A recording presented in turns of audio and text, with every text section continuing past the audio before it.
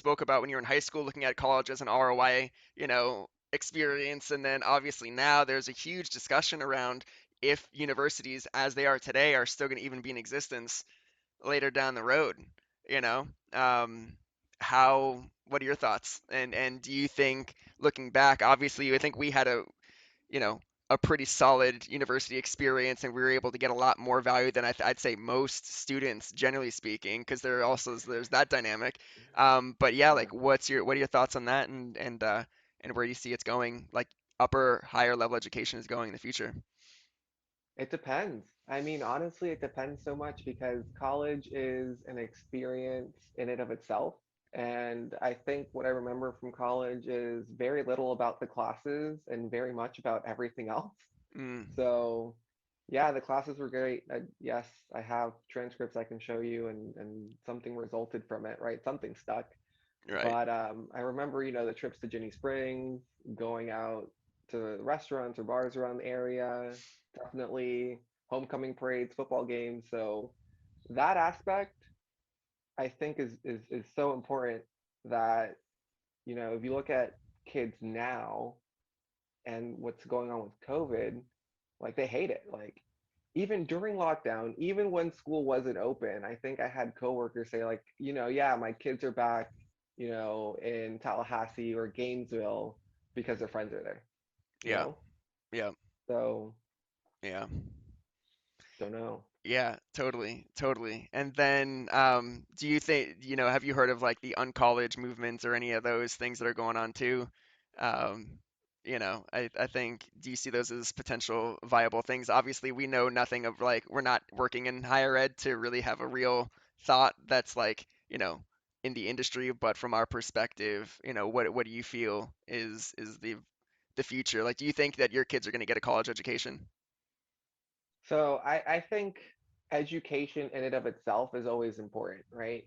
Does it have to be the traditional college route? I don't think so. I think we can definitely have education be much more modular. I don't know why I need 120 credits and why 60 of those have to be in things that I don't care about or remember about.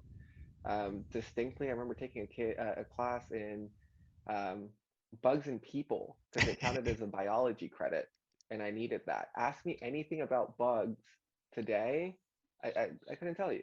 You memorized a bunch of flashcards and you regurgitated on the test, and I think that part of the college system is should be done away with. Hmm. So it Yeah. it definitely has to change. Would you? Yeah, I know a lot of people right now are talking about potentially even going to a 2-year degree, get the AA, and then transfer to a university as being a potentially more cost-effective way to go to school, and get that education. Would you, knowing, like, thinking about that perspective, would you still go to UF and do what you're doing, and do what you did, or would you think in your high school mentality, thinking about the ROI that you're already thinking about back then, would you think you would do it again the same way, or no?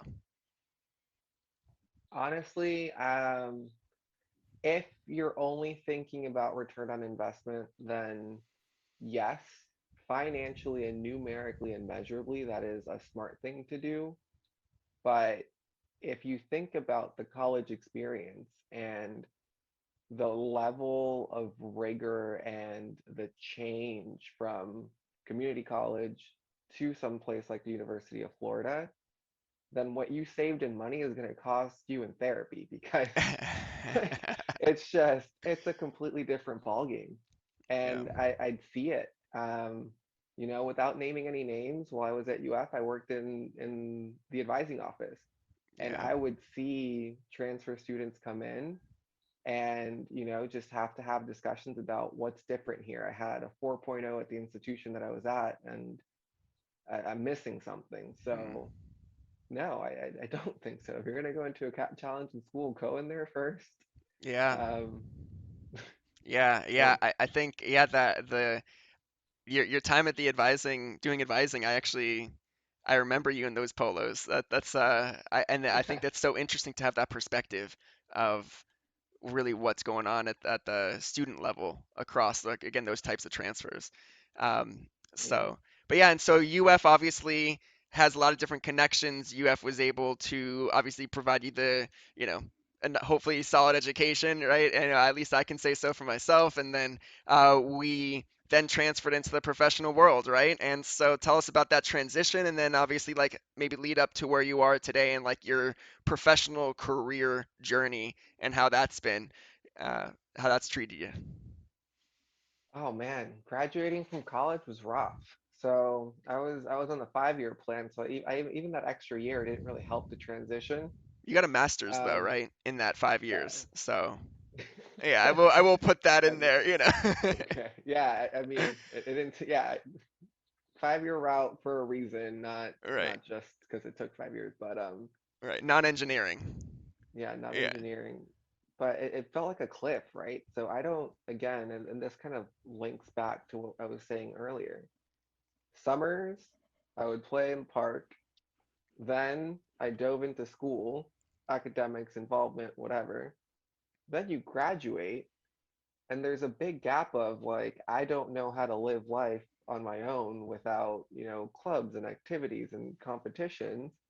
So going to working 8 hours a day to then not knowing what to do with the other 8 to 10 hours of my day, that was rough. Mm, Um, that was yeah. really rough. Yeah.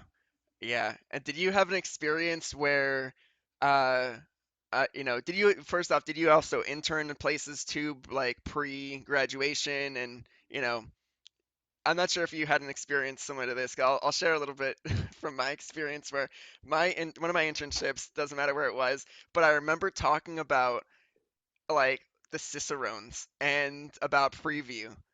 And I was like, these people don't care at all about any of these things that us at Hmm. UF like coveted.